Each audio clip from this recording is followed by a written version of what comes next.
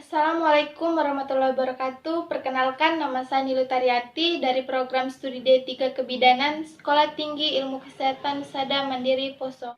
Di sini saya akan membuat video tentang pencegahan dan pengendalian dampak buruk bencana.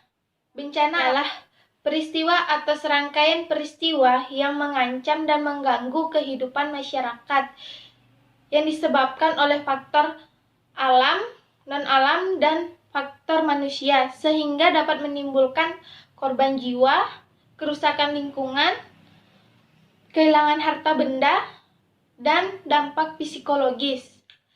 Bencana terbagi menjadi 3. 1. Bencana alam. 2. Bencana non-alam. 3. Bencana sosial. Bencana alam sendiri adalah peristiwa yang disebabkan oleh alam. Contohnya, banjir, tanah longsor, angin puting beliung, gempa, tsunami, dan gunung meletus.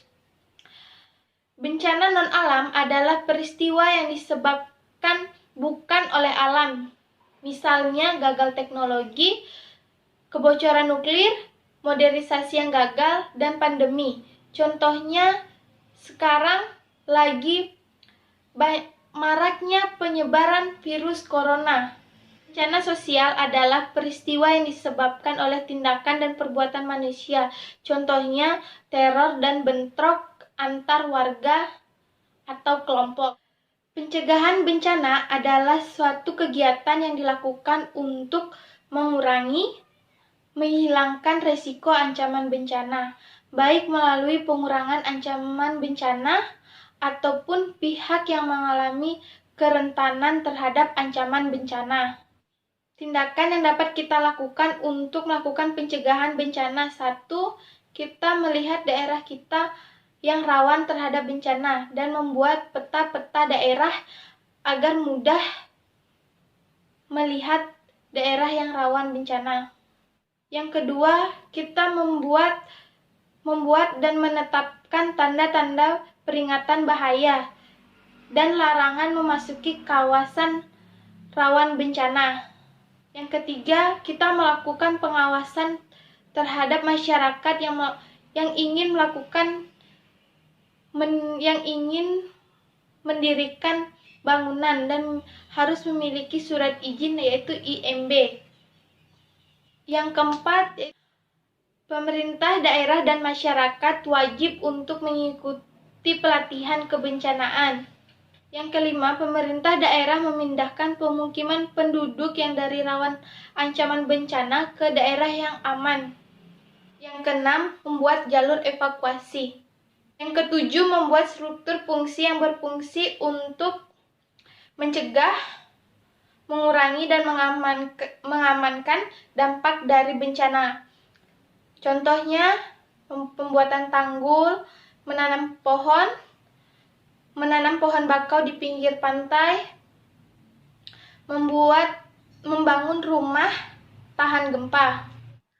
Pengendalian bencana atau yang disebut juga dengan penanggulangan bencana adalah serangkaian upaya yang dilakukan untuk penetapan kebijakan pembangunan yang berisiko timbulnya ancaman bencana. Tahap penanggulangan bencana terbagi menjadi 3. 1. Pra-bencana. 2. Saat bencana. 3. Pasca terjadinya bencana. Bencana adalah sebelum terjadinya bencana. Di sini pra-bencana terbagi menjadi 3 bagian. 1. Mitigasi. 2. Kesiapsiagaan. 3. Peringatan dini. Mitigasi adalah serangkaian upaya yang dilakukan untuk mengurangi risiko terjadinya bencana, baik melalui pembangunan fisik maupun kemampuan kita saat menghadapi bencana.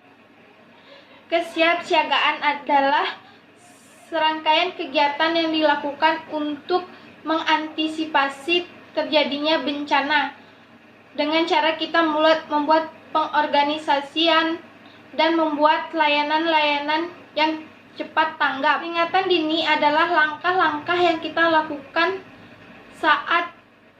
sebelum terjadi bencana. Saat bencana tiba, kita memiliki 3 tahap. 1. tanggap darurat, penyelamatan, dan evakuasi. Tanggap darurat adalah serangkaian kegiatan yang dilakukan dengan segera, cepat, dan tepat pada saat terjadinya bencana. Tanggap darurat yang kita lakukan: 1. Menyelamatkan diri dan orang terdekat. 2. Jangan panik. 3. Kita menyelamatkan orang lain dan kita harus selamat. Yang 4.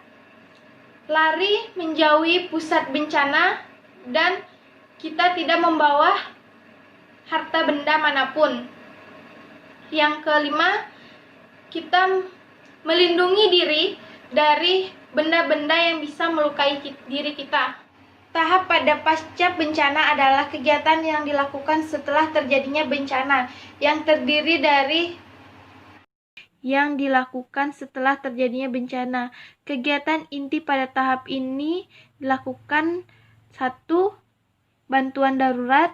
2. Intervensi kerusakan.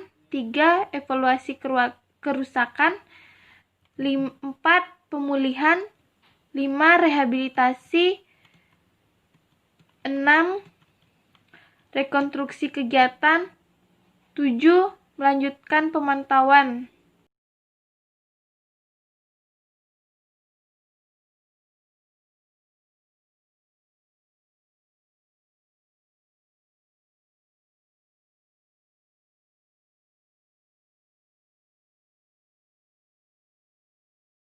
Sekian dan terima kasih. Wassalamualaikum warahmatullahi wabarakatuh. Bye-bye.